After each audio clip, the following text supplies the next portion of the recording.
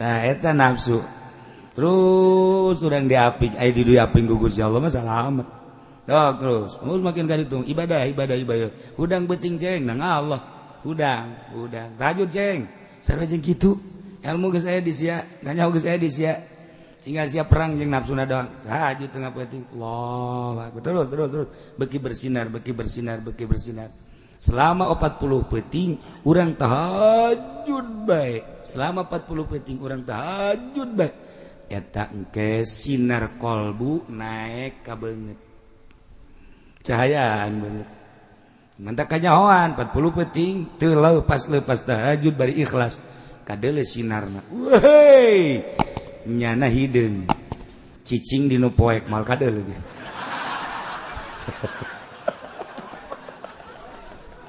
tapi sinaran beda sinaran masyaallah. Bismillahirrahmanirrahim.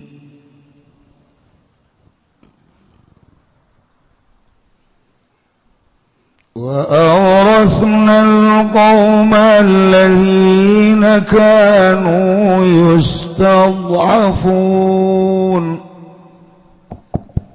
Bagi parah we.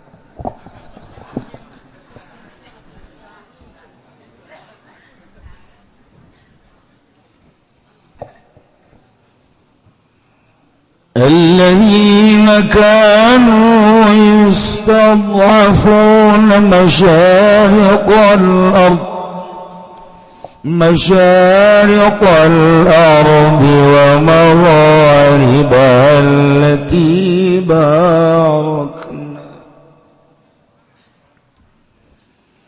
التي باركنا فيها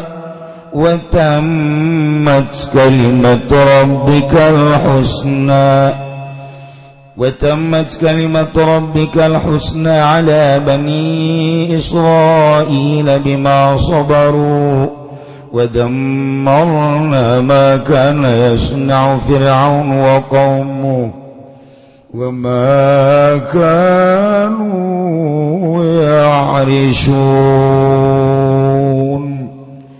wallahu a'lamu bimaradi wa aurasna lan ngawariskeun isun agung al qauma ing qaum alladzina jasawung ake kanu kang anaya ladzina kabayustad'afuna iku dan hinakeun ya ladzina kababil isti'badi kalawan den dadekakeun kaula wa hum lan utaya alladzina banu israila iku banu israil masyariqal ardi wa magharibaha ing pirang-pirang wetan milan pirang-pirang kulone ardu allati barakna fiha kang barakakeun isun agung fiha ing dalam ardu bil ma'i wasyajari kalawan banyu lan tangkal kayu sifatun lil ardi aiku dadi sifat kadue ardu wa hiya syam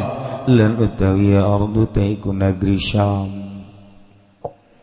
wa tammat kalimatul lan wisampurna apa kalimat pangeran sira Muhammad al-husna kang becik wa hiya lan utawi kalimat qauluhu iku dawan rabb ngadau ing ayat wa nuridu an namunna 'alal ladzina istud'afu fil ard ilaih wallahu a'lam bimaradi lan ngarepaken isun agung ing yantah maparina nugraha isun agung ing atas wong akeh kang den dadekaken lemah dadekaken kaula ya alladzina fil ardi dalam bumi ilaih nutugakeun sira ing akhire ayat ala bani israil ing atas bani israil bima sabaru kalawan barang kang usalala barya bani israil ka bi'ala azadwihim ing atas pilara musune bani israil wa dammarna lan wis ngarusak isun agung ahlakna tegese ngarusak isun agung makana ing barang kang ana kalakuan yasna'u fir'aun iku gawe-gawe sapa Firaun wa qaumuhu lan kaum Firaun minal imarati saking ngaremeakeun negara makan yarisun lan barang kanana ya lu Firaun yarisun iku ngabangun ya alu Firaun kababi kasrai wa dhamya kalawan den kasakan railan den domahkeun ra'an fauna tegese ngabangun ya alu Firaun kababi minal bunyan saking adegan ngiring pirang-pirang adegan وجاوزنا ببني إسرائيل البحر فأتوا على قوم يعكفون على أصنام لهم قالوا يا موسى اجعل لنا إلها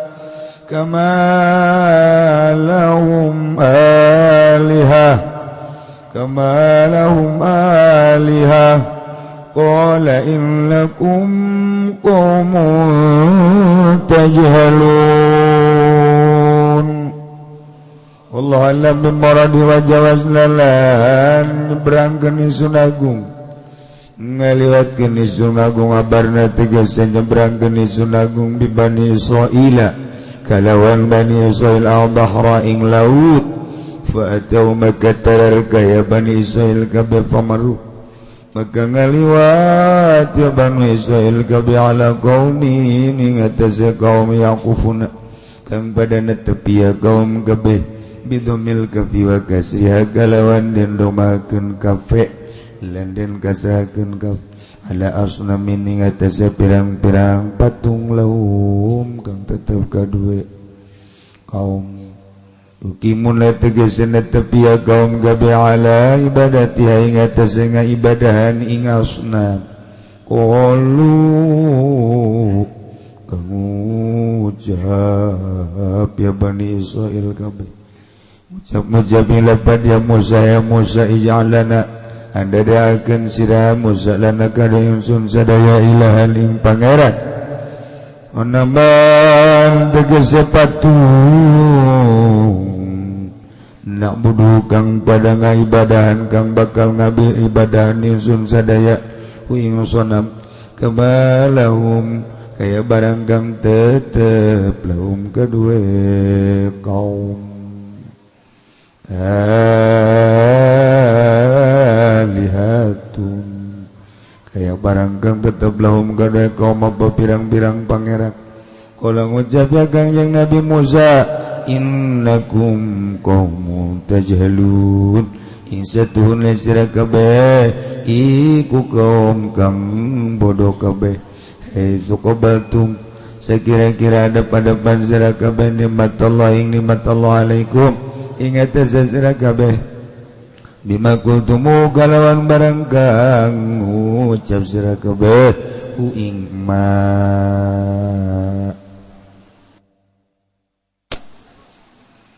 inna haula'i mutabarum ma'hum fihi wa batilum ma kanu ya'malun Allahu a'lamu bimuradina ula'i satuna ikila samudayana kaum mutabarun iku dan rusak alikun degazaiku kang rusak mutabarun iku kang rusak alikun degazai kang rusak emma barang mutaya kaum iku tutupin dalam mak wabatilun lan iku kang batal wabatilun makan ulan iku kang batal barang kang ana ya kaum kabeh ya maluna iku migawe kaum kabeh yang nyawa coba di hujanan gugus ya Allah de kamaran nanya boro-boro nu di luar nu di jero ge sabenerna mah bala locor. Ayo ya, nu di jero ge bocor. Ngajeun perang pae ieu mah kakara kebanjiran. Itu tenang we. Aduh.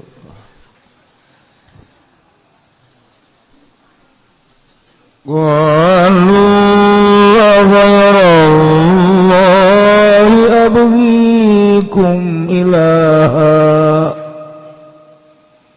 wa huwa faddalakum 'alal 'alamin. Allah lam bimaradi qala ucap ya kanjeng Nabi Musa qala ghairallah. Kalau ngucap kanjeng Nabi Musa ghairallah ada taing salian Allah wikum ya prinsun ing sira kabeh ilahat ing pangeran mabudan gangdan sembah wa sulan utawa saleh abgikum iku abgilakum lapad abilakum kunyupihaken ingsun lakum gadua sira kabeh wa huwa lauta Allah faddalakum iku kang maparinan kurnia ya Allah kum ing sira kabeh alal alamin ing atas alam kabeh fi zamanikum dalam zaman sira kabeh bima zakarahu bi qawli kalawan barang kang nutur ya Musa huing ma bi qawli dalam dawuhan kangjeng Nabi Musa tawa ing dalam dawuhan Gusti Allah.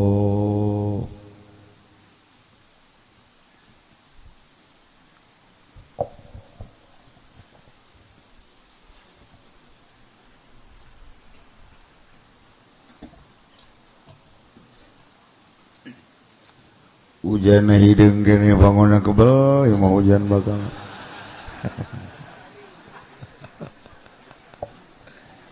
Kiai cenah atuh doaan bae pan ku Yayu sok didoana ju sok eureun kamari sia istisqa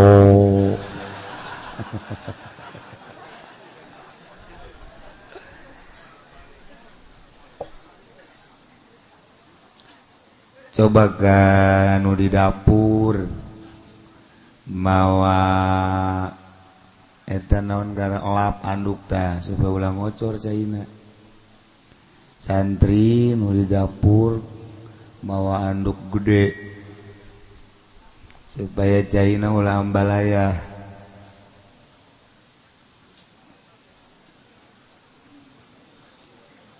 nu di dapur sahabae mawa anduk nu gede supaya caina ulah ambalaya.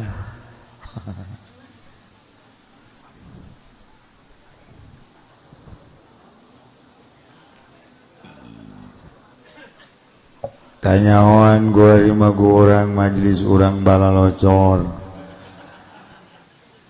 Kula insyaallah aya rencana dek ngabangun majelis biayana kurang lebih 12 miliar siapa ini maksudnya ngabantuan can naon can Gus wah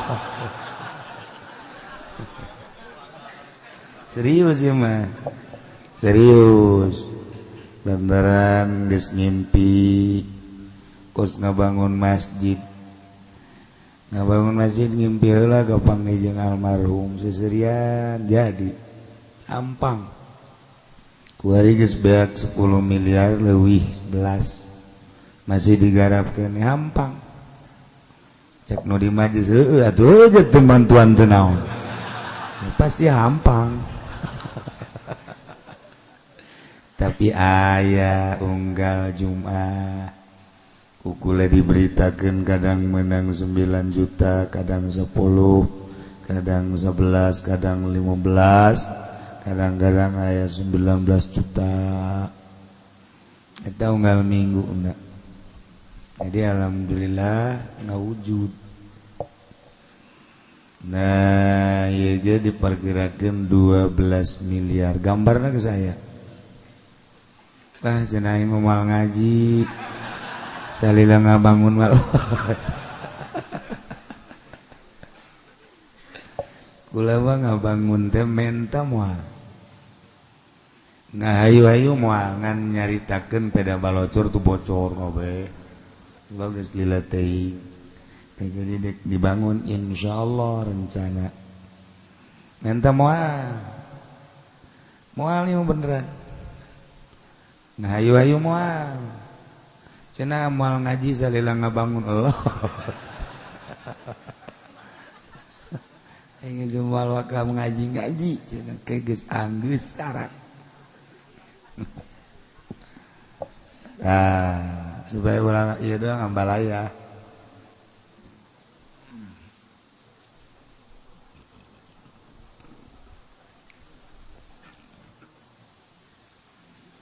jadi lamun 12 miliar aya nu sugih 12 bae seorang miliar anggeus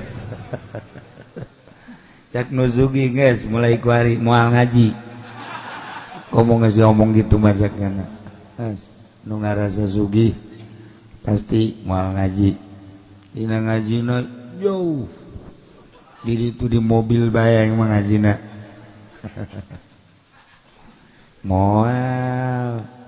moal pati-pati ngawuduk lamun can boga kalapa paling tinggal kerupukna doang aduh masya Allah kari hujan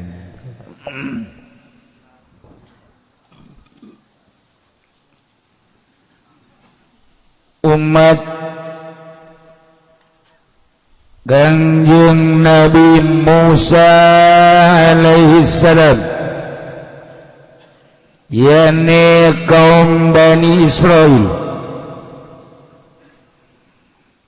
anu dihina-hina ku Firaun anu dijadikan budak ku Raja Firaun gawe di arah tanagana teu dibayar anak lalakina dibunuh letikan anak awewena diantep perdagangan jeung pertanian anak hasilna kudu lapor ka Raja Firaun lapor lain salapor-laporna tapi dicokot upeti kunyana nugering teu diurusan nini jeung aki-aki teu aya we pengurusan sama sakali Allah nurunkeun Kangjeng Nabi Musa ditanyalametkeun kaum Bani Israil sebab Bani Israil mati Israel nyana di zaman Kangjeng Nabi Yusuf alaihissalam ka Mesir anak baranakan cicing di Mesir teh nyana mah ngumbara aslina kaum umat manusia nu aya di Mesir mah ngaranna Kibti geus atuh aya perbedaan pengurusan Firaun terhadap Bani Israil digawekeun sadaekna di arah tanagana dibayar mah henteu kitu keneh anak-anak lalakina dibunuh ketika lahir mun lalaki awewe diantep dagangna kudu lapor cokot upeti kitu keneh pertanian-pertanianna cokot upeti sangat biadab tindakan Firaun terhadap kaum Bani Israil. Kangjeng Nabi Musa diturunkan ku Gusti Allah titah nyalametkeun kaum Bani Israil titah dibawa ka ditu ka Israel supaya talalenteng ketika adu kekuatan Kangjeng Nabi Musa jeung Raja Firaun nu dimaksud Kangjeng Nabi Musa dek nyalametkeun kaum Firaun Raja Firaun ngumpulkeun pesihir-pesihir ternyata keok pesihir-pesihir Raja Firaun tetap Kangjeng Nabi Musa temenang mawa umat Bani Israil ke negara Israel. Ketika dibawa ku Kangjeng Nabi Musa ke Israel, keluar di negeri Mesir, dibunuh mau tidak mau. Luar biasa penganiayaan. Manta Kangjeng Nabi Musa ngajanggikeun ka kaum Kangjeng Nabi Musa, ieu ne kaum Bani Israil sakumaha nu kamari geus dijelaskeun Gusti Allah mere wayu ka Kangjeng Nabi Musa, cek Kangjeng Nabi Musa, asa rabbukum ayyuhlika aduwakum wa yastakhlifakum fil ardh fayanzura kaifa ta'malun. Wahai kaum Bani Israil, harapan anu luar biasa ti pangeran urang ieu Allah, moal kebal deui engke musuh-musuh aranjeun ieu Firaun beserta para penggawa-penggawana jeung kaumna bakal dirusak ku Gusti Allah. Ketika hancur kerajaan Firaun, ieu teh bakal digantian ka kawasan teh ku aranjeun kabeh. Maka fayanzura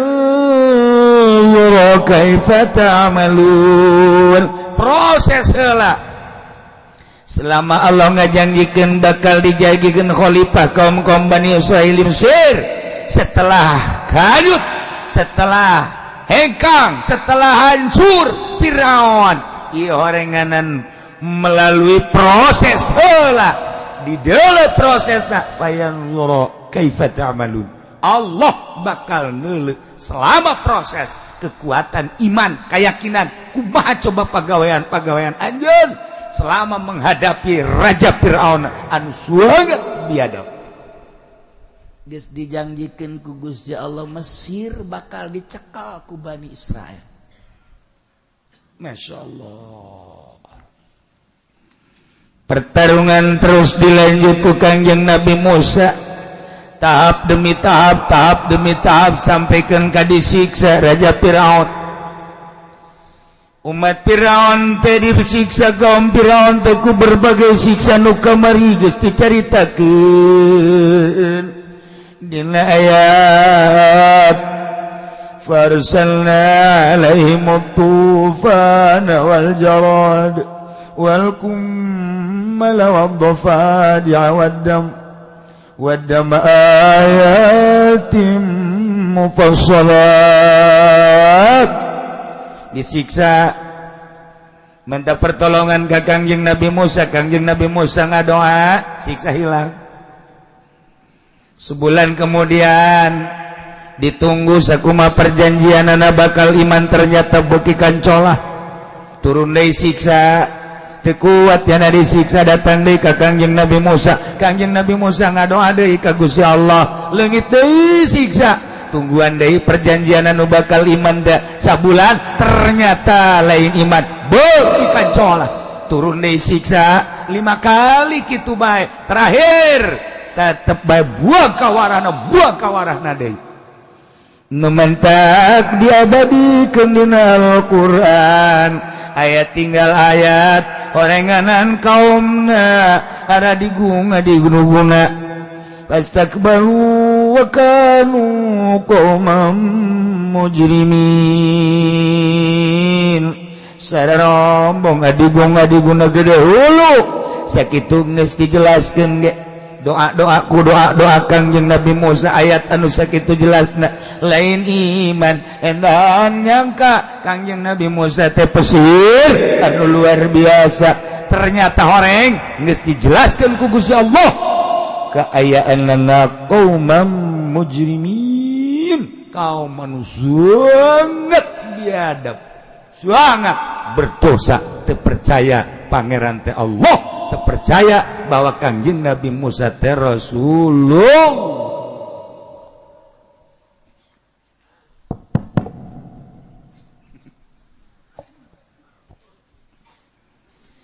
tapi pertarungan teh terus bae terakhir pertarungan tetah nu kamari dicaritakeun Kangjeng Nabi Musa teh di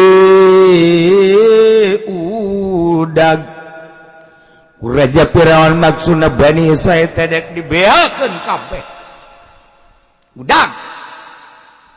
Ternyata Kangjeng Nabi Musa lumpat beserta kaum Bani Israil dititah ku Gusti Allah ka Laut Merah belahan utara disebut Bahrul Kulzum.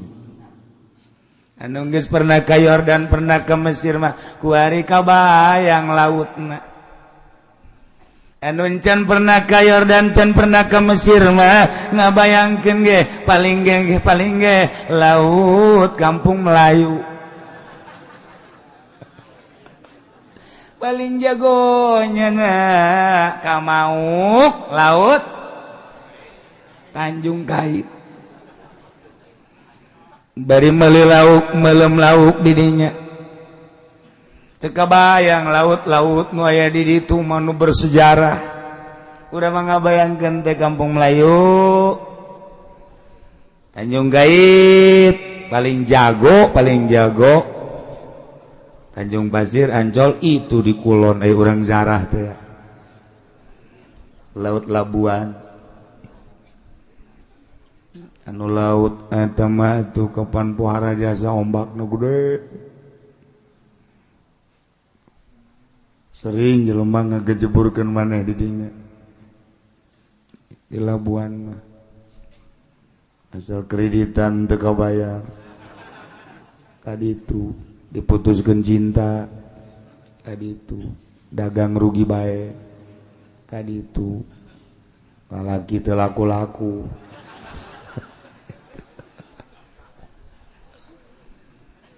lamun urang geus ka Yordan kamari di Yordania naik kapal ke Mesir kabayang eta ambalayana tengah peuting di ka Mesir. Di ditu mah jalalawara eta di Yordan mah mariksa pisah teh ku geus terbiasa negara turis jadi babarieun jasa ana tampung tek tanda tangan sebutan hiji-hiji atau acaknya namun cara ngomong orang mah geus teh kudu disebutan ieu tah bagikeun ku sia tah geus bagikeun we peuting-peuting teh beres berangkat urang ke kapal peuting naik kapal ke Mesir Masya Allah kemudian dirinya di Aqaba anu katingali 3 negara Mesir gitu Yordan Israel Palestina rentul kota ketinggali nementek terindah sadunia lampu Mesir lampu Yordania lampu itu Israel atau di Palestina ketinggal deket Masya Allah.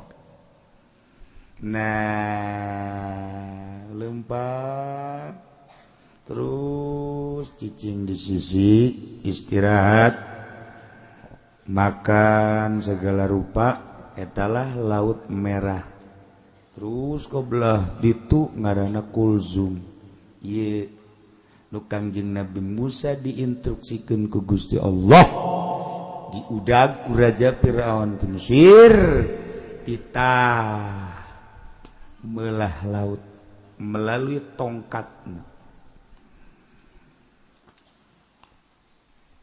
pepehkeun Musa tenggelkeun Musa eta tungked kana laut tungked pepehkeun bak nyingkap cai lain lalagan handap bisa pakai jalan numantak bisa pakai jalan teh teas rata luar biasa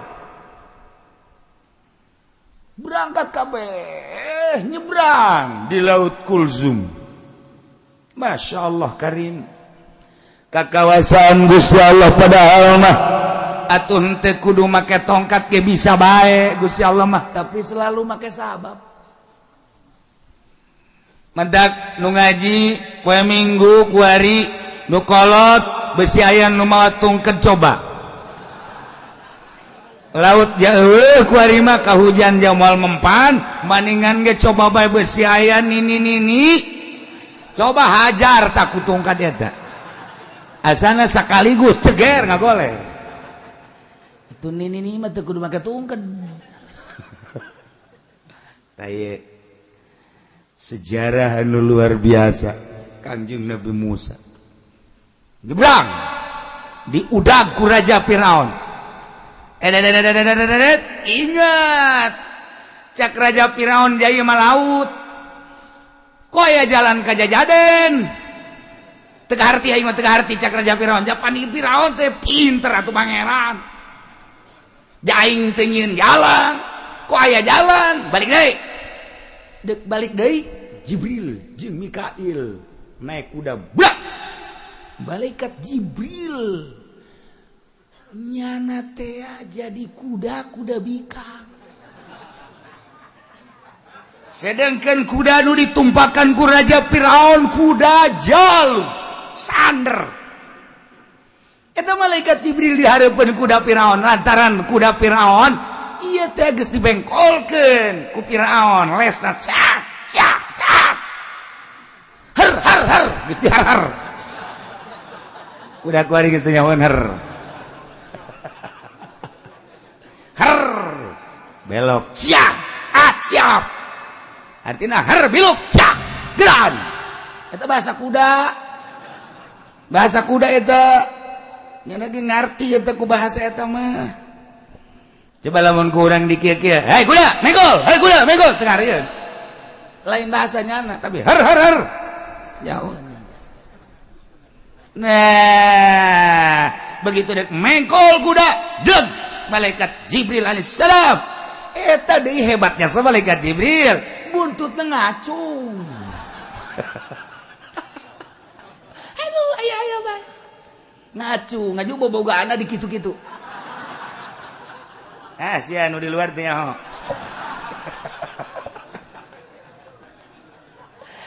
Jadi kuda teh geus teu nurut ka nu numpakan. Kuduna mah kan nurut ka nu numpakan. Diherkeun teh biluk, ieu mah teu. Kuda teh nyongsrong. Neuleuh bobogaan kuda nu hareup. Lantaran cak jana meureun lain deui bae. Ku model. Jadi kuda Firaun ngudag lain ngudag naon ngudag eta nu mantak jawarahan teman-teman mea ka Karawang ngudag eta hektaran beak ka Subang beak ka Cianjur beak eta sawah hektaran ojol jeung sawah mencong orang aya sejarahna.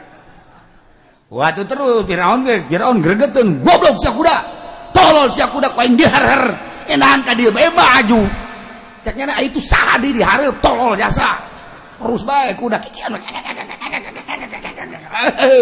atuh malaikat Jibril jago jasa tuh ngagodana kuda nutup datang ke tengah laut brek laut nutup deui beak Raja Firaun, Patihaman, ponggawa-ponggawan beserta bualat-bualat tentara, kaum-kaum nu milu biak, wabeh, leg-leg, kucai.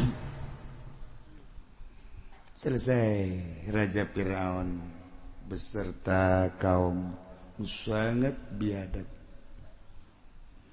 Galkan yang Nabi Musa alaihissalam kuari geus aya di daratan Yordania belahan utara. Kangjeng Nabi Musa dibere wahyu ku Gusti Allah Musa umat anjeun kaum Bani Israil teh kuari salametkeun Ndeu kumaha bae kahayang maranehanana tuturkeun ngan kaulan wagungkan parantos janji sakumaha perjanjian nu kamari asarabukum ayulika duwakum wa yastakhlifakum fil ard engke bakal dirusak dihancurkeun musuh aranjeun yana Firaun setelah selesai kerajaan Firaun tahta kekuasaan geus bakal digantian ku aranjeun kabeh di muka bumi. Nah Musa saatna ayeuna umat anjeun teh bakal ngagantian kerajaan di Mesir. Masya Allah. Jadi kuarima kerajaan Firaun teh bakal dialihkeun ka kawasaanana nu tadina Firaun beserta kaum Kipti kuarima bakal dicekelna ku kaum Bani Israel. Sebab Firaunna Hamana tentara-tentara ludes kabeh tinggal kaum-kaum nanu nyesa nu teu milu ngudag Kangjeng Nabi Musa alaihi salam. Masya Allah pohara amat. Mentak Kangjeng Gusti Allah mah di mana janji teh jamual jalur lain cara urang lain cara calon nu geus terkenal bonen ditagih rebo ditagih di ke Senen tagih di rebo ke ditagih di Senen jadi bonen terkenal di Cibadak aya gang bonen. Gusti Allah ngajanjikeun melalui lisan Kanjeng Nabi Musa bakal hancur Firaun digantian selama eta horeng make proses penuh dengan kasabaran. Lamun ku urang ditaliti kahirupan sapope urang ge kitu. Urang dijanjikeun bakal sugih maka proses. Dijanjikeun bakal jadi kiai maka proses. Dijanjikeun bakal jadi wali maka proses. Eueuh nu ujug-ujug jadi kiai, eueuh nu ujug-ujug jadi wali. Eueuh nu ujug-ujug sugih tetep maka proses. Payanzuru kaifa ta'malun. Perjanjian Allah bakal dideuleuh selama ngalestarikeun janji waktu perjanjian dideuleuh heula proses-proses. Kitu bae terus. Ngan urang mah nu nerangkeun kahiji nomor kadua mata hate urang na poek. Nomor katiluna urangna kagoda. Pilkada, pilgub, pilpres kagoda kuno kitu sabenerna mah atuh sakabehna rasul ge mukalamah jeung Gusti Allah melalui wahyu-wahyuna. Kangjeng Nabi Musa digerokeun ku Gusti Allah kita mukalamah jeung Gusti Allah. Emang Kangjeng Nabi Musa digerokeun ku Allah cara urang Musa ka dieu lain kitu teh urang kendal. Musa ka dieu ge. Eta orang kendal, eta orang putat. Itu, orang Cilongok kan tetep. Ih, Cilongok mah hebat. Musa ka dieu. Cilongok. Tapi lamun orang kendal mah, Musa ka dieu ge. Tilu nu ngaralen gelam, kendal, ketos, eta sarua ketos jeung putat. Eta kos kari itu ngomong namun gelam make jiji naon tak naon make jiji baju eta gelam eta ji janto eta kos gituan eta di gelam mah ih janto mal bisa sia lamun can orang ka gelam mah je mangko mah gitu eta kos kitu ge eta lengkong ngaranna lengkong eta ji janto asal kos gitu bae di mana bae gelam.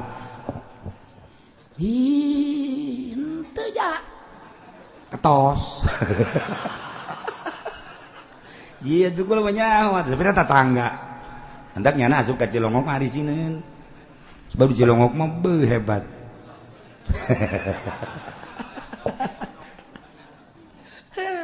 Aya nu pangjorena pondok. Itu pangjorenya satama geus. Teh. Kangjeng Nabi Musa digerokeun ku Gusti Allah lain cara urang atuh cara urang mangarana teu mukhalafah lil hawadits. Pan Allah mah mukhalafah lil hawadits. Ketika orang nyaritakeun la ilaha illallah, ketika orang ngucapkeun la ilaha illallah, opat kudu diyakinkeun. Hiji, la ilaha illallah. Oh, pangeran kecuali Allah, berarti Allah aya. Dua, la ilaha illallah. Allah teh hiji. Sanggeus aya yakinkeun Allah hiji. Oh, dua, oh, tilu. La ilaha illallah. Nomor katilu, la ilaha illallah, yakinkeun Allah teh teu aya nu nyarupaan. Nomor kaopat, yakinkeun la ilaha illallah. Salian Allah menang Allah gitu aja. La ilaha illallah teh sambarang. Wow, ieu mah norekat teh nyomakna. Illallah. Illallah. Cauna koneng gede. Illallah. Illallah. Cauna rada leutik. La ilaha illallah. La ilaha illallah. Tolong tamat tarekat bloon. Tamu kos Haji Pendi, Ki Podoli, ngariung da kos gitu teh. Sebareres. Aya tak lai-lai teh jadi mantep kan urang. Nah, Kangjeng Nabi Musa digerokeun ku Gusti Allah, mukhalafah lil hawadits. Carana kumaha? Ketika babarengan Kangjeng Nabi Musa jeung pamajikanana lewat Gunung Tursina. Gusti Allah ningalikeun sana di luhur Gunung Tursina ka Kangjeng Nabi Musa alaihissalam. Cukup sakitu ge berarti kan eta teh ngagerokeun. Nu mantak teh Kangjeng Nabi Musa qala li ahlihi umkusu makanakum cicing di dieu. Inni anastu nara kaulan leuleuh sana. Pangdeuleuh Kangjeng Nabi Musa sana. Kumata ieu kadeleuna seuneu, ku di dieu kadeleuna cahaya, ku sir kadenge ieu teh Gusti Allah. Eta panggero Gusti Allah. Langsung cicing pamajikanana. Nyanggakeun, mangga kakak. Aya digerokeun mah ku Gusti Allah. Kula deuk di dieu geus nungguan. Wajan teh kumaha ge? Kula nu Allah, bumi nu Allah, panita-panita Allah, rela kula mah. Asana tiis ka jero hate teh. Buka pemajikan kos gitu ginahin biasa. Ya Allah, coba pemajikan dewek, pemajikan sia tengah peti ya, coba yuk. Masya Allah, pemajikan Kangjeng Nabi mah pemajikan Rasul mah gitu. Siti Hajar jeung Kangjeng Nabi Ibrahim alaihissalam instruksikeun ku Gusti Allah tidak ke Mekah, gede beuteung nu aya di jero beuteungna Kangjeng Nabi Ismail datang ke Mekah. Langsung nyieun tina tangkal korma tek supaya ulah kapanasan, ulah kahujanan, beres cak Gusti Allah Ibrahim pulang deui ka Syria ka ditu. Tinggalkeun pemajikan anjeun, tinggalkeun neng kakak titah balik deui ka ditu ka Syria.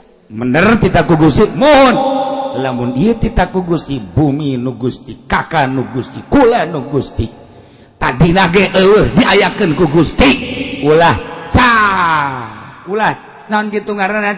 Wah, ulah bingung, ulah cangcaya, laksanakeun perintah Gusti.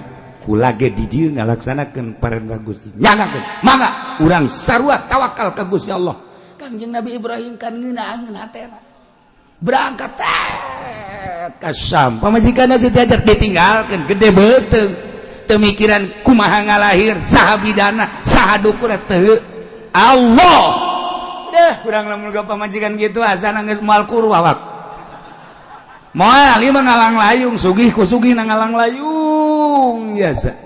Mikiran pamajikan. Kakak jaga mana? Ngariung. Kalah tuh pan ieu pagawean kakak. Siapa? Suku di pagawean kakak ieu beuteung nang saha. Ulah ditinggalkeun kulang ke kumaha lamun meles tengah peuting eueuh deui panyalindungan iwal ti kakak. Ulah ka mana kala kula mah teu ridho jasa. depan engap urang nek ngariung bae teu meunang engap jasa eta kan teu ngeunah coba lamun kieu mah nek ka mana Kak eta tetangga nu kamotan tahlil Kak ka ditu ade ge jadi seorang lah tuh seorang jaya Allah mantep ngeunah zana kana hate mantep jasa kumaha lamun neng karasa beuteung tenang bae kalah geus pokona nek kumaha ge gaya Allah ieu ke pertolongan Allah datang deuh amis asana urang ngariung ngarokok ngobrol tenang we bandi ditu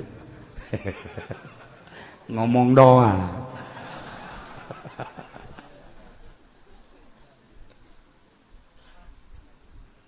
Kanjeng Nabi Musa digerokeun ku Gusti Allah lain hei Musa ka dieu make tanda set berarti panggerok naik bener urang ge sarua sehari-hari digerokeun ku Gusti Allah ieu lamun ngarti mah lamun paham mah urang datang ka dieu teh aya nu ngagerokeun Gusti Allah ieu teh ngagerokeun Gusti Allah Junaid ngaji Ned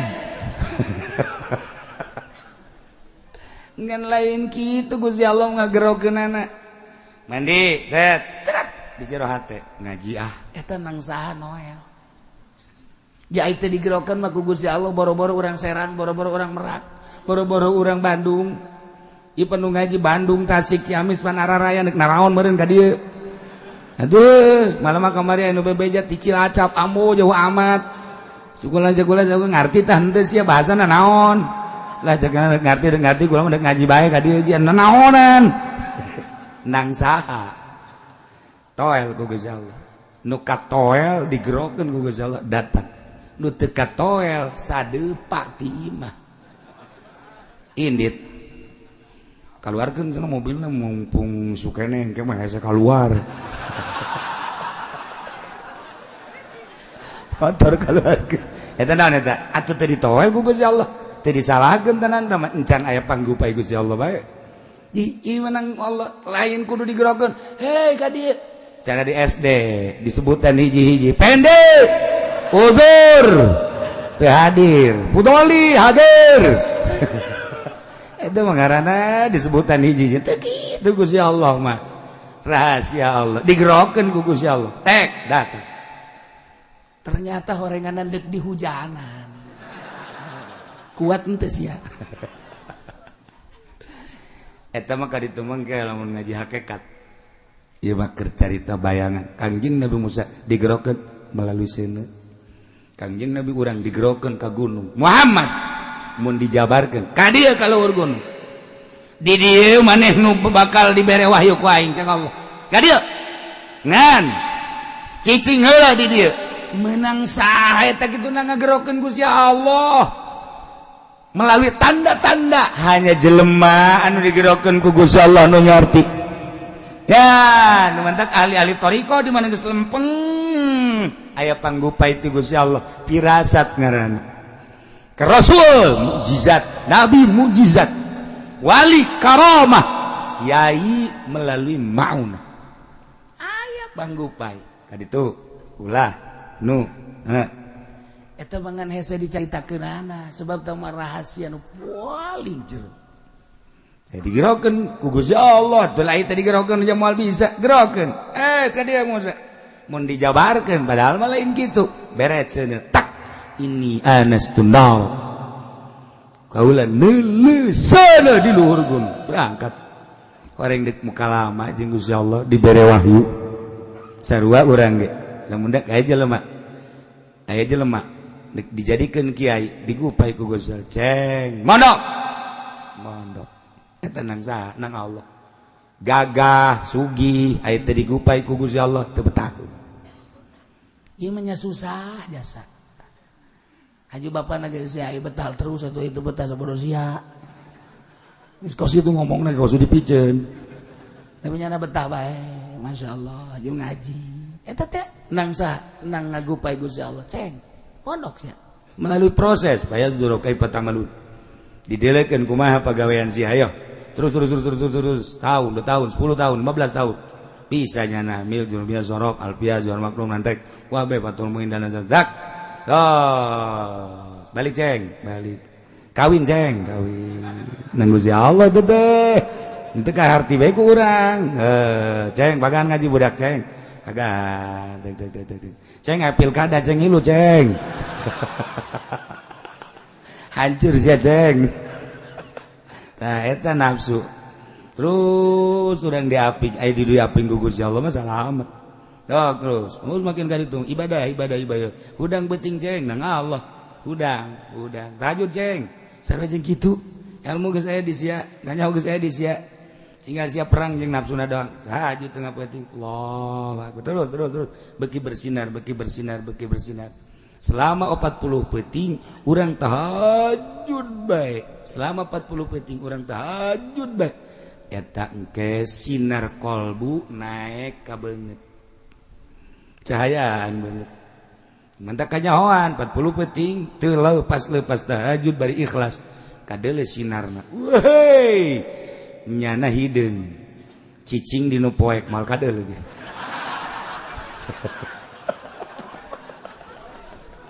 tapi sinaran beda sinaran masyaallah nah ila Kangjeng Nabi Musa panjang orang menyaritakeun kos gitu seluruh rasul digerokeun ku Gusti Allah melalui tanda-tanda sabab ngaranna termasuk Kangjeng Nabi Musa Kangjeng Nabi Isa Kangjeng Nabi urang wali-wali Allah kunaon sih datang seret hayang ka anu teh nang ngagerokeun Allah ka anu sorangan sia oh kapanggih sesuatu anu batur teh nyahoeun udang sia udang eta teh setelah proses mungkin 10 tahun 5 7 10 angkat wudu mandi wudu lanjut oh dik dibere anu teh eta rahasia Allah nah ieu mah Kangjeng Nabi Musa beserta kaumna dek ngalestarikeun janji ti Gusti Allah nyalametkeun Bani Israil dipimpin ku Kangjeng Nabi Musa tidinya Kangjeng Nabi Musa kita ngabejaan ka kaum kaum Bani Israil gerak kaditu ke Mesir kuari mah tuh Mesir teh gerak urus raja jeung patihna geus teu aya balad-balad tentarana geus teu aya kaum-kaumna anu marilu jeung raja Firaun geus kuari geura persiapkeun jang raja geura persiapkeun jang patih geura persiapkeun jang ngeusian keraton Mesir. Ya Allah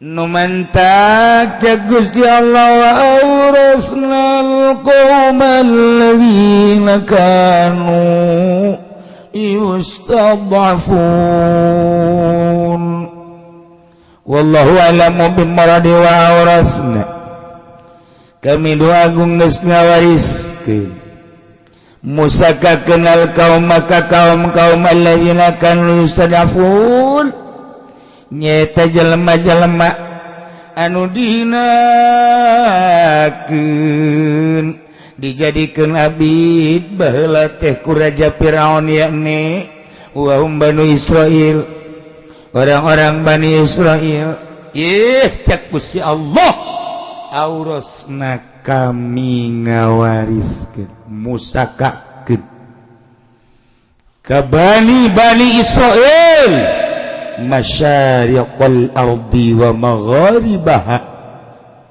wetan bumi kulon bumi timur jeung barat allati barakna fiha nuku kami dibarokahkeun pinuh ku kabarakahan bil ma'i wasyajar cai sing kolocor bangawan nil anu luar biasa caina herang pohara laukna katingali semua amis caina wasyajar itu keneh tatangkalan tangkal zaitun tangkal korma tangkal kacang berbagai tatangkalan pinuh ku kebarakahan masyariqal ardi wa magharibaha Mesir, wa hiya Syam, berikut Syam, Syria, Damaskus.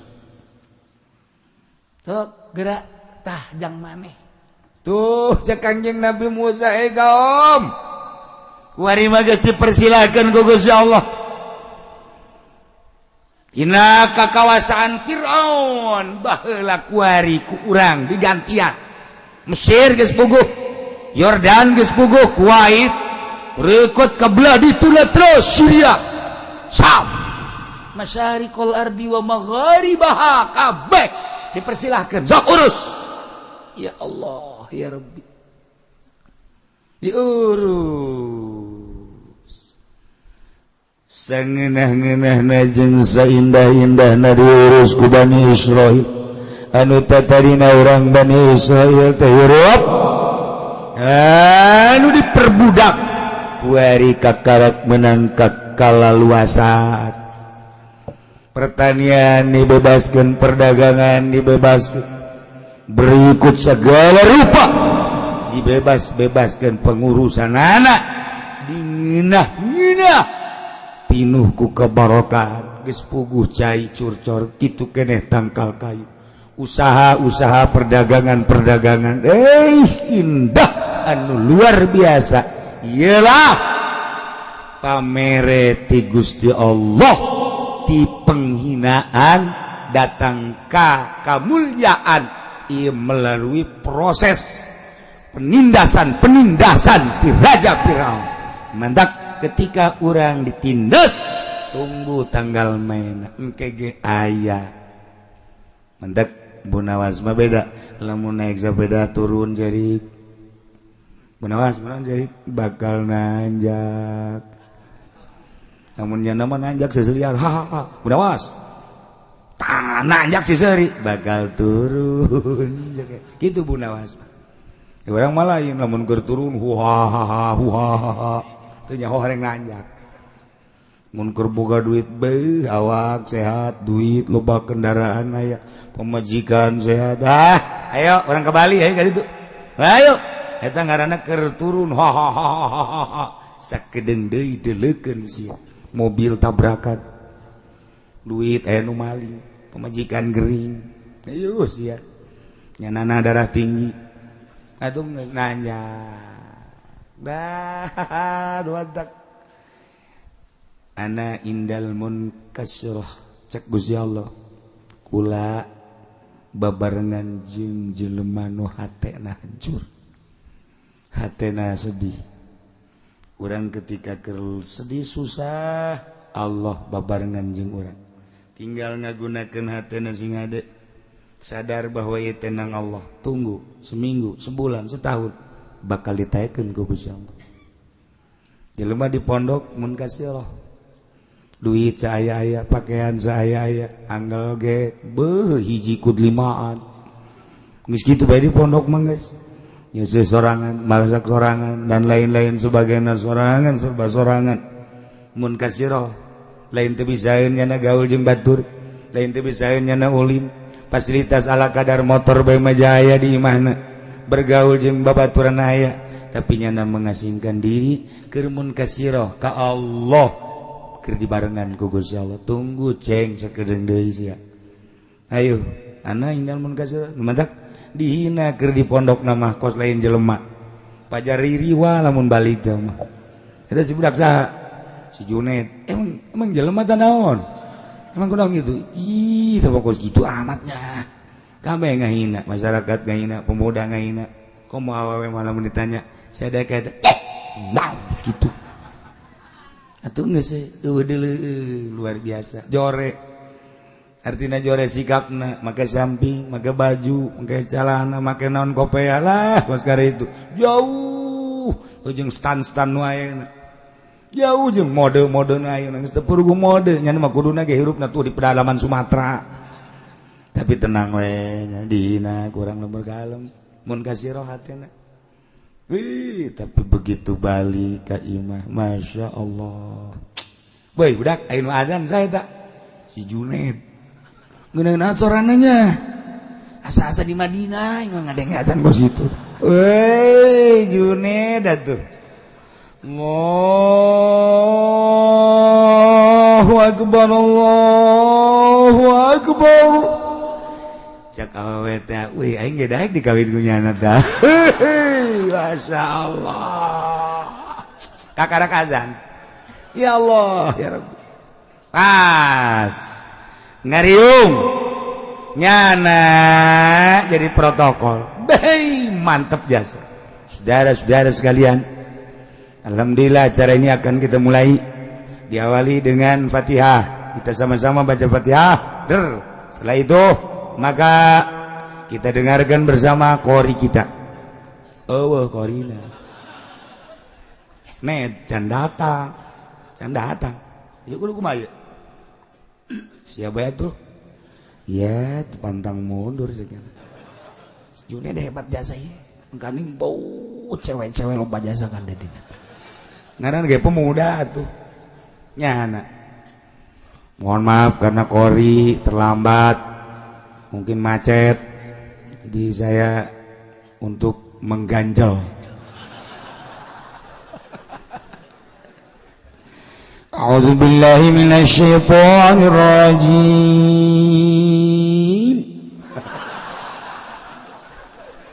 Ada lain dari si Juned jadi kieu. Bataan si Juned. Bismillahirrahmanirrahim.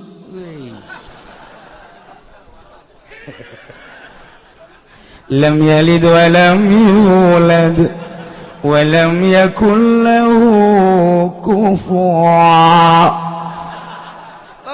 Awewe ribut. Bobogoh aing teh mah, bobogoh aing ribut. Tuh si Juned tadi nama di Ciduan. Barang balik pohara. Ya Allah. Beres ya ngaji Quran. Mubalik teu datang di mana. Datang mau balik. Ned, mau balik teh datang. Ajo, manya bubar. Kumaha sia? Jatuh siap bae. Ya Allah, ya Rabb. Wow, pidato sedek-dek Juned. Beres ceramah diakhiri ku mamaca.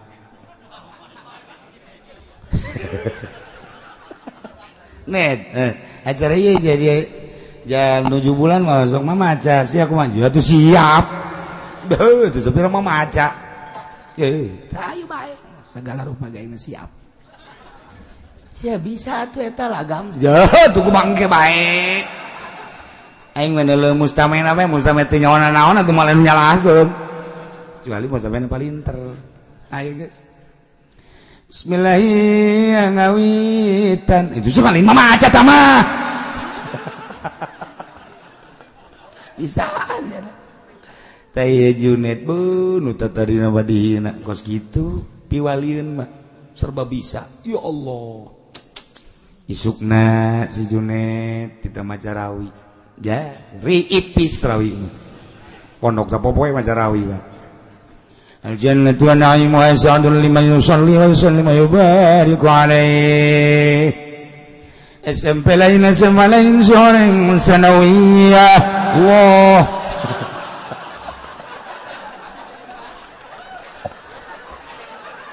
Aduh, sial tuh si Juned. Nah, emang gitu digerokeun gugus sama mondok ceng. Mondok ngaji ceng, ngaji. Nu mantak kaheureyan kaulinan di pondok jadi ilmu kabeh. Lalagaan kokorian segala di pondok jadi ilmu. Emang kos kitu di pondok mah. Mun nyarita Gus Dur mondokna emang bener jante. Henteu Gus Dur mah maling lauk bae guru beak lauk aku nyanyi. Masyaallah, barang ujuprak cak guruna saya nu ngalahan lauk, barang di deuleu santri. Waktu kabur, tinggal Gus Dur menghadap tadinya.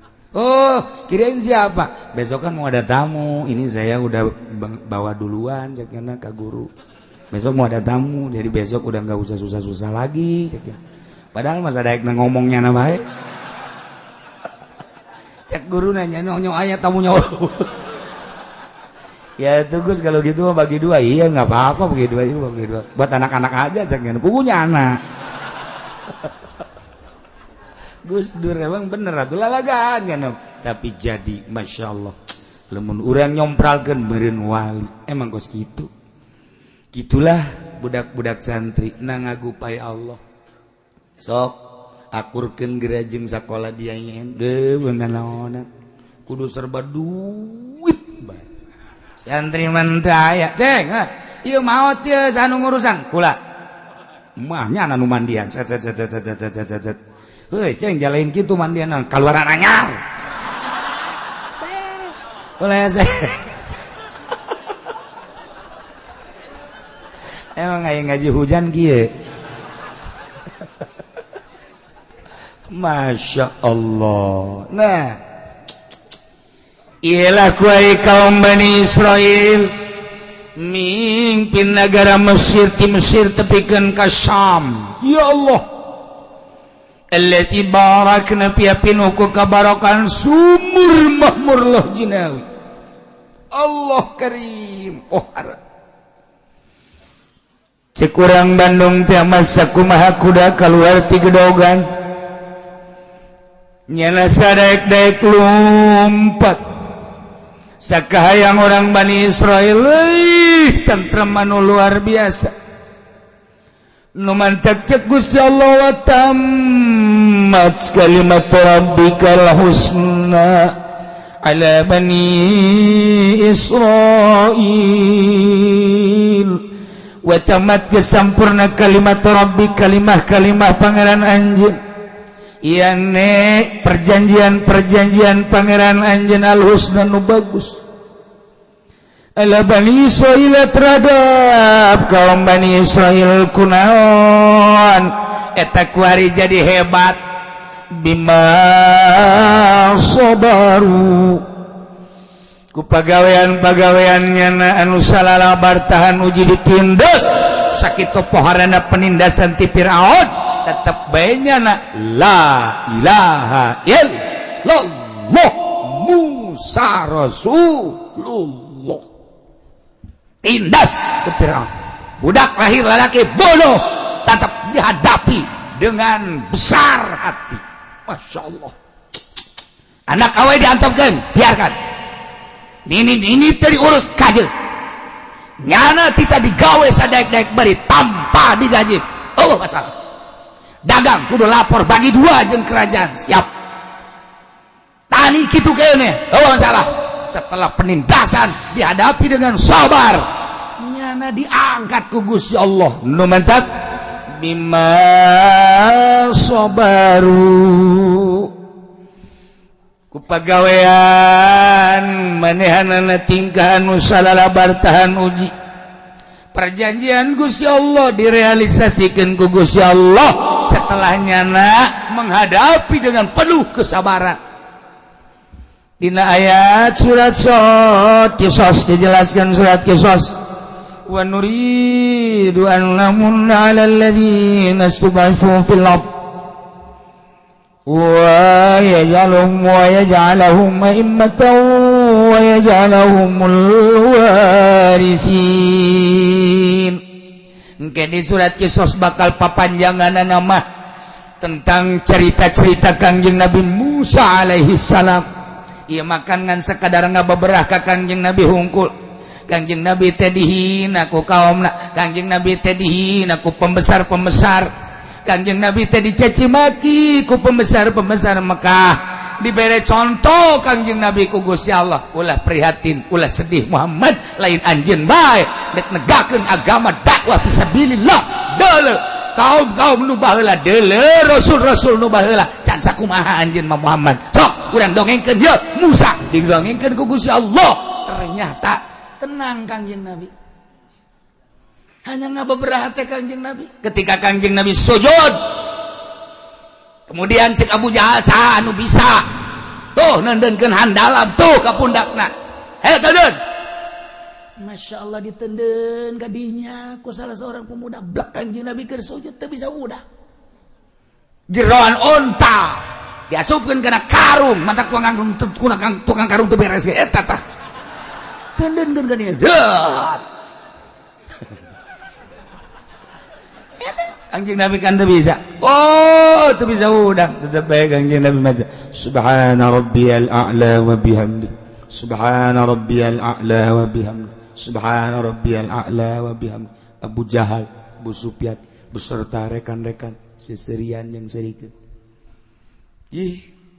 terus anu ngabejaan ka situ Fatimah ulah cicingin emang tuh deuleu bapa maneh di masjid teu bisa udang kunaon emang tuh deuleu kodinya bener bae cat dialaan ku Siti Fatimah dicabut karak Rabbi firli warhamni wafat coba Siti Fatimah nyarekanan ka ditu seserian kabeh sapira Fatimah tuh coba urang macan sakumaha kakarak dek magahan ngaji nu daratang mah ulah kamarah kakarak urang dakwah kucak kecek haju jelema baralik ulah ka dakwah deuleu ta Kangjeng Nabi urang macan pernah diciduhan kakarak diomongkeun deang diomong-omongkeun lah diomongkeun ieu teh kena kulit kena hate doang can sabaraha Kangjeng Nabi coba masyaallah geus beres di dieu balik diciduhan deui Muhammad masyaallah ketika Kangjeng Nabi berangkat ka salah seorang jelema anu buang ka wareh Kangjeng Nabi naik himar kocek-kocek maksudna dek dakwah ka Imam Abu Sufyan begitu datang ka hareupeun Imam Abu Sufyan kumaha emang Kangjeng Nabi dihormat lain turun Muhammad cangcang ka himar cangcang aju kumaha cek Abu Sufyan teh ambe maneh jeung ambe himar bauan maneh Muhammad coba eta kan bahasa lain lalaga Kangjeng Nabi biasa bae sekedar ngajak ke Allah urang can sakumaha urang mah tuh kakarek ngariung tadi bare berkat bae ge ku ceurik ya geus kitu mah can jadi kiai tuh lamun diondang dianterkeun teu hujan gede berkat eueuh nu ngongkosan eueuh kakarak eta kiai nu geus kitu ieu mah masukana di agung-agung ya pedaletik doang meureun gitu pod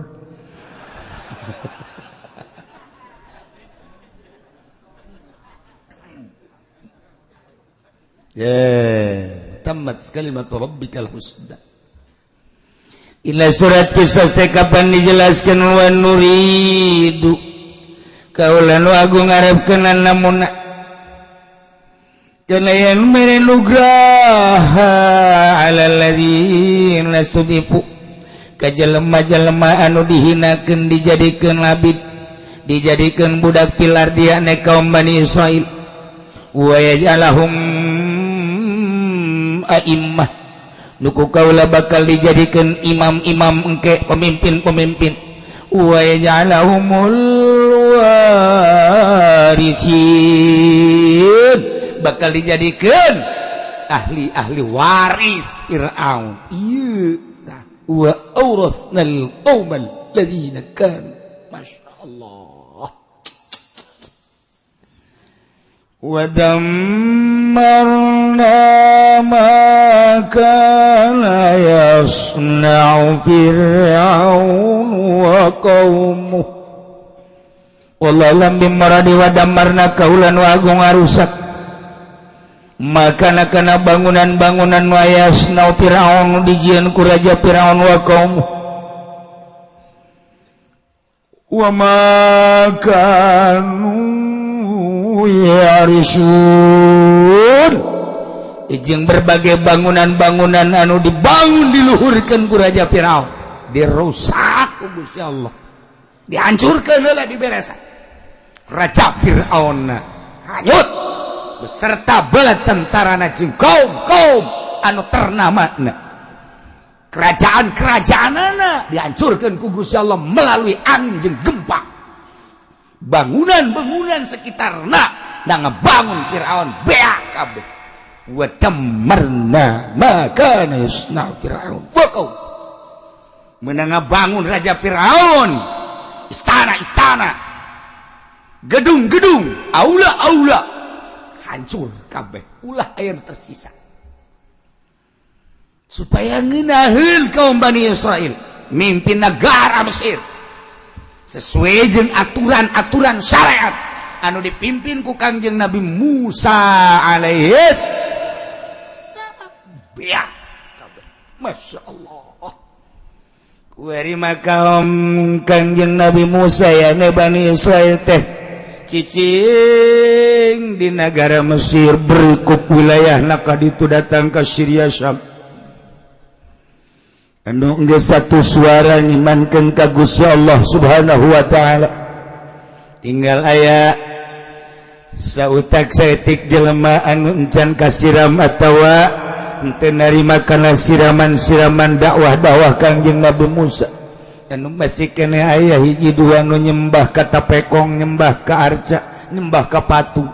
Encan imankeun ka Gusti Allah Subhanahu wa taala. Eta mah ayana di pedalaman, ayana di pakampungan anu jauh ti paramean.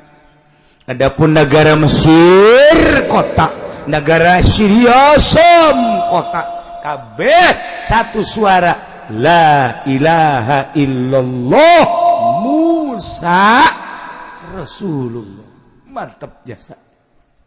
Itulah keberhasilan dakwah Kangjeng Nabi Musa alaihis salam. Yordania, Mesir, Israel, Palestina, Syria, Syam kabeh ngimpet ka Kangjeng Nabi Musa alaihis salam. Hiji we pangeran Allah. Ya Allah, ya Rabb. Eta hayang datang kadinya teh horeng prosesna pohara jasa penyiksaan tarung-tarung heula. Lain lalagaan. Kangjeng Nabi urang sukses mimpin negara agama. Kapan perangna sabaraha kali Kangjeng Nabi urang? Mimiti penghinaan, cacian jeung makian, ludah mah geus teu kahitung. Tapi terus bae dihadapi dengan besar hati jeung pinuh ku kasabaran, sukses. Urang kakarak mah asupan ka lembur, balik magaan ngaji hiji dua bae ge haju bae. Lah budak. Magaan ngaji aing mah santingan 3. Nu hiji lehoan bae. Nu hiji gagaro bae budug. Nu hiji hitut bae salah sejieun aing mah. Aing ngariung ngajak nu mana bingung. Nu hitut bae nyaho sorangan kumamun mengsretan. Nu gagaro bae panatu ngaranna ge gagaro kupil teh daun teh.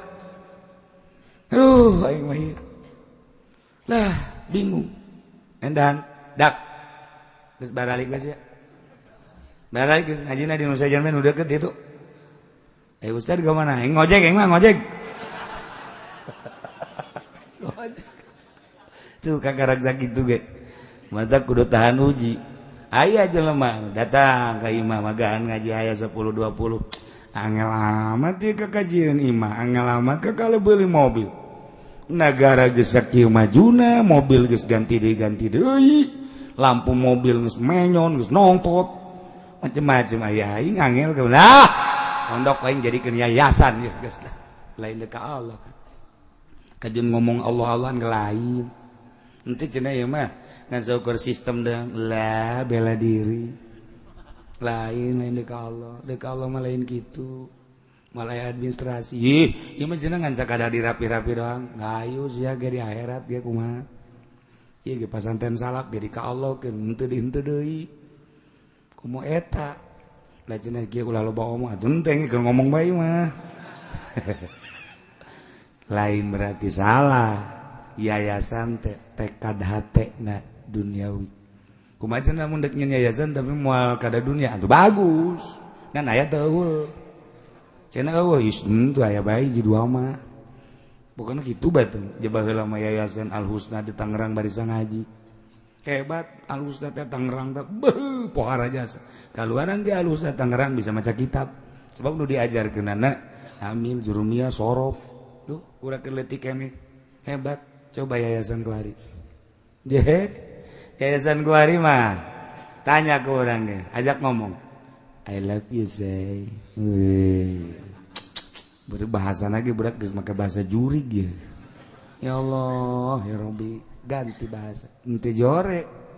henteu jore ngan lolobana mayoritas dunia ujung-ujungna kos gitu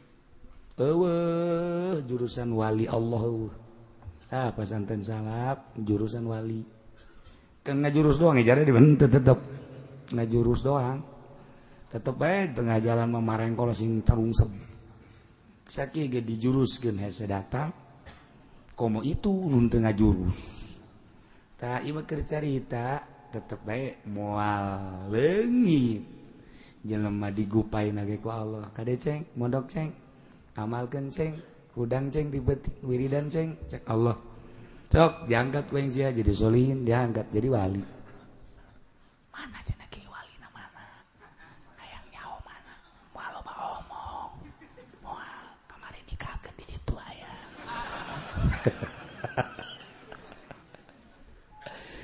tah jadi ieu janji Allah ayat anu tadi asa rabbukum jeung ayat engke dina surah Qisas wa nuridu an namunna kuari geus terbukti kaum Bani Israel nyicingan di Mesir kuari mimpin Mesir inggal ngalalakon deui tentang kaum-kaum Bani Israel anu teu tahan uji di antara kaum Bani Israel itu orang anan sangkilang dikekele ku Kangjeng Nabi Musa dibere tauhid ka Allah terus beteureun orenganan kersaning Gusti aya sebagian kaum anu kaluar ti agama Islam masyaallah sakitu geus teh mana coba wajawazna bi bani Israil al-bahr wallahu alam bisawab.